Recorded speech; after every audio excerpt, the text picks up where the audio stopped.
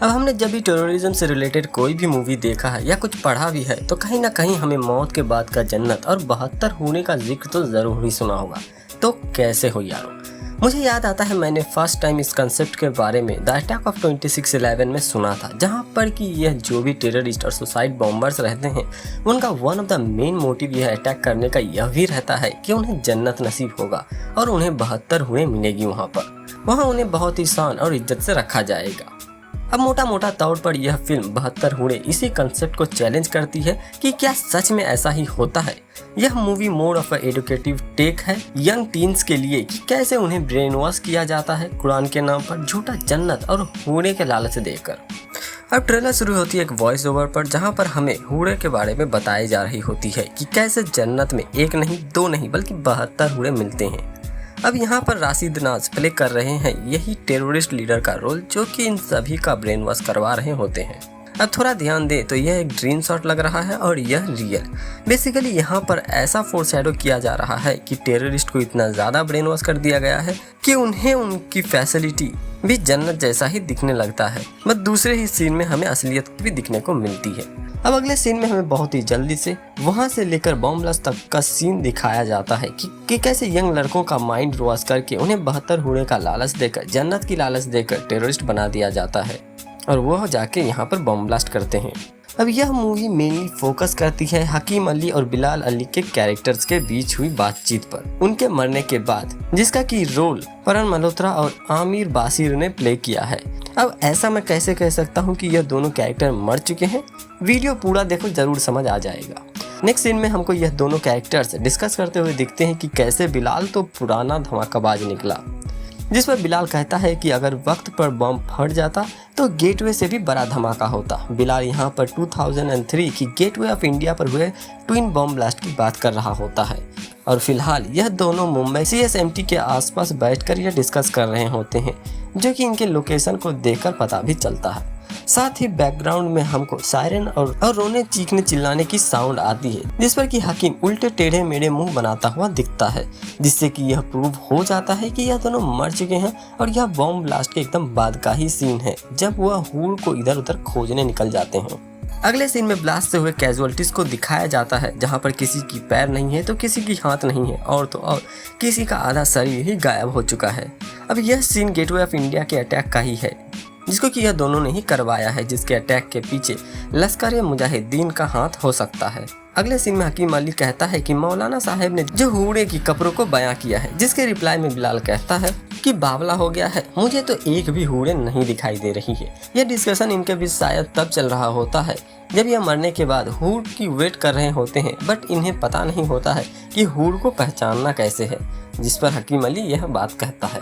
अगले सीन में हमें यह दोनों हूर के खोज में मुंबई एयरपोर्ट पर दिखते हैं, जहां पर फिर से हकीम अली बिलाल अहमद को समझाते हुए कहता है कि सब्र करो, हूर को 7 आसमान से जमीन पर आने में समय लग सकता है।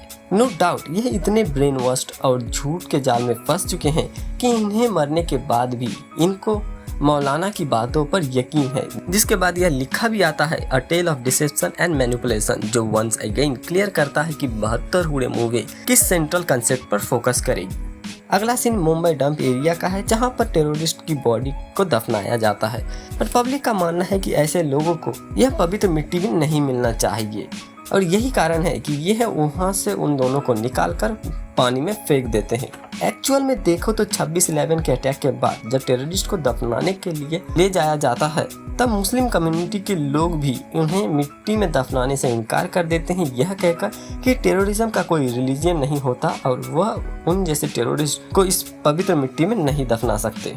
अब डायरेक्टर यहाँ पर थ्रू सटायर यह समझाने की कोशिश कर रहा है कि टेररिस्ट को जन्नत तो दूर की बात है, मौत के बाद एक कफन तक नसीब नहीं हो पाता है। नेक्स्ट सीन में हम हकीम अली का फ्रस्ट्रेशन साफ साफ देख सकते हैं, जब उन्हें पता लगता है कि उनके साथ धोखा हुआ है। उनको अब कोई जन्नत नहीं मिलने वाली है, कोई हूर नहीं आने वाली है उनके लिए। अगले सीन में भी हमें यही दिखने को मिलता है, जहाँ पर हकीम अली इस बात को स्वीकार नहीं कर पा रहा होता है कि उनके साथ झूठ बोला गया है, उनके साथ धोखा हुआ है। हकीम अली को समझ नहीं आ रहा होता है कि उसके साथ ऐसा क्यों हुआ है, जबकि उसने तो वह सब किया है जैसा कि मौलाना साहब ने उनसे करने को कहा था, जैसा कि मौलाना साहब ने कहा कि कुरान में लिखा हुआ है जिस पर कि हाथ रखकर उन्होंने यह कसम खाई थी कि उनका एक ही टारगेट होगा, बदला, और वह अपनी जान की भी परवाह नहीं करेंगे। और उन्होंने ऐसा ही किया, बट फिर भी उन्हें होड़ क्यों नहीं मिल रही। इसी के बाद हमें लिखा हुआ दिखाई देता है कि देयर बिलीफ बिकम देयर कर्स, जो कि सच भी था।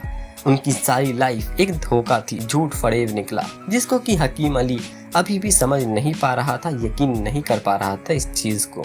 अगला और बीच के कुछ सीन एक रिविजिट सीन लगता है मुझे, जहाँ पर अब बिलाल को यह यकीन हो चुका है कि उनके साथ धोखा हुआ है, लेकिन हकीम अली अभी भी थोड़ा डाउट में दिख रहा होता है। वह फिर से सब कुछ रिविजिट करते हैं और देखते हैं कि कैसे उन्हें और उनके जैसों को भीड़ से चुना गया था, कैसे उन्हें झूठे झूठे वादे किए गए थे, मैनिपुलेट किया गया था कि उन्हें बदला लेना है, पर बदला किससे? मासूम लोगों से।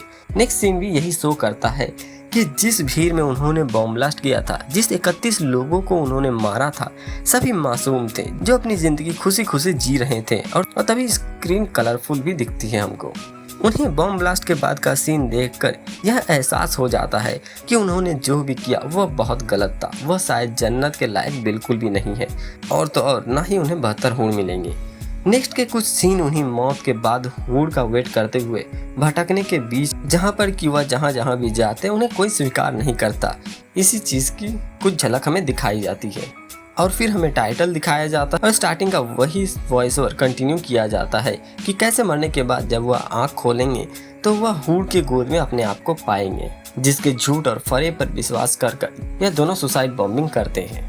डायरेक्टर संजय पूरन सिंह की यहाँ मैं तारीफ करना चाहूँगा कि उन्होंने एक ऐसा क्रिएटिव टॉपिक चुना है और बहुत ही सैटारिकल वे में दिखाने की कोशिश भी की है। अब ट्रेलर देखो तो कहीं ना कहीं मूवी की पूरी कहानी ही समझ आ जाती है, जो कि शायद थोड़ा नेगेटिव हो सकता, बट देन अगेन मूवी की सेलिंग पॉइंट इसकी स्टोरी लाइन नहीं बल्कि इसकी कंसेप्ट और सटायर होने वाली है। और अगर नहीं पता है आपको तो यह फिल्म 2019 में ही रिलीज हो चुकी है और 2 अवार्ड्स भी जीत रखा है इस मूवी ने। तो नो डाउट मूवी अच्छी है। यह movie kind of a satirical movie होने वाली है, तो शायद मासेस को उतना ज्यादा अट्रैक्ट नहीं कर पाएगी अगर केरला स्टोरी की तरह वर्ड ऑफ द माउथ से यह फेमस नहीं हो पाया। अब जाते जाते 2 शब्द मैं जरूर कहना चाहूँगा, यह मूवी मुझे एंटी मुस्लिम या अगेंस्ट इस्लाम तो बिल्कुल भी नहीं लग रही है, बल्कि यह मूवी एक एंटी टेररिज्म जरूर साबित हो सकती है। दूसरी कि यह मूवी हम सभी को जरूर ही देखना चाहिए। शायद अच्छा VFX ना हो, बजट कम हो, सीन्स उतने ज्यादा ग्रैंड ना दिखते हो, और शायद स्टोरी लाइन भी बहुत सिंपल है, बट सटायर बहुत ही कमाल का लग रहा है। और मैं मानता हूँ कि अगर आप इस जर्नी में जाते हैं तो आपको यह मजा भी देगी। यह मूवी एक आई ओपनर हो सकती है। हमें यह मूवी बस इतना ही दिखाने की कोशिश करेगी कि कैसे कोई टेररिस्ट बन जाता है, कैसे उसका माइंड वॉश किया जाता है थ्रू कुरान, 72 हूरें और जन्नत का वादा करके। और जो टेररिस्ट ऐसे जाल में फंस जाते हैं उनके साथ क्या होता है उनके मरने के बाद। तो यह था मेरा एक छोटा सा रिव्यू एक्सप्लेन वीडियो इस मूवी ट्रेलर 72 हूरें की। आशा करूंगा कि आपको यह रिव्यू एक्सप्लेन वीडियो पसंद आया होगा। इसी के साथ मैं लेता हूं अलविदा। मिलते हैं अगले वीडियो में, तब तक के लिए जय हिंद, सब खैर।